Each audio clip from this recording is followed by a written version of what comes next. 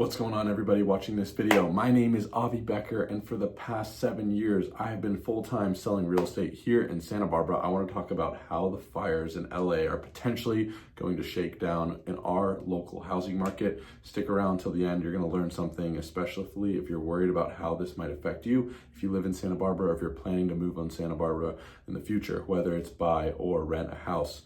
Currently in Santa Barbara right now, it is middle of January 2025.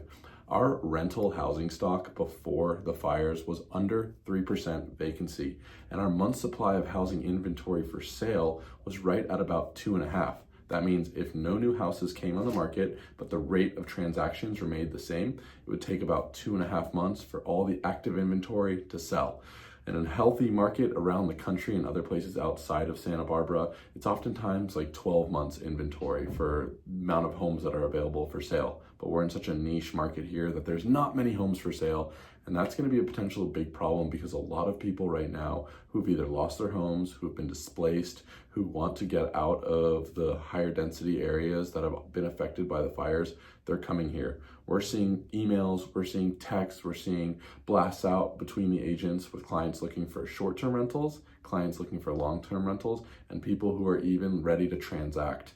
That knowing that their house might be 2-3 years from being able to be rebuilt, knowing that they're not potentially going to get the insurance money back that they need to rebuild homes in that high desirable neighborhoods with the high cost of construction. So this video, I really want to talk about what's going to happen in the long term.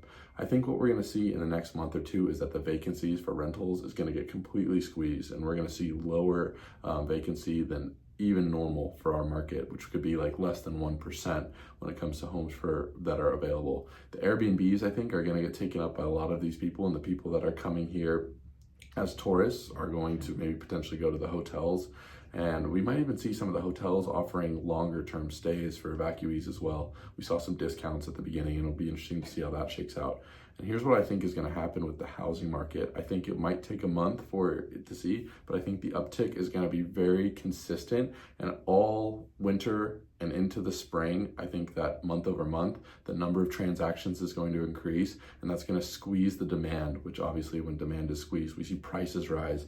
And I think that we could potentially have some bidding war situations like we did in COVID, where oftentimes listings would get 10, 20, 30 offers and sell way above asking, no contingencies, because people were kind of in a state of frantic buyer panic, and I think that could happen again here. I'd like to know your opinion if you're watching the housing market in California, and if you're in Ventura, if you're in San Francisco, if you're in another area that's potentially going to have a lot of people who are transient from the fires come to your market. I'd love to know what's going to happen. If you have questions, concerns in the comments about Santa Barbara specifically, jump in. Would love to know your 2 cents, guys. Hang in there, stay safe if you're in LA. I appreciate you watching, and I'll see you on the next video.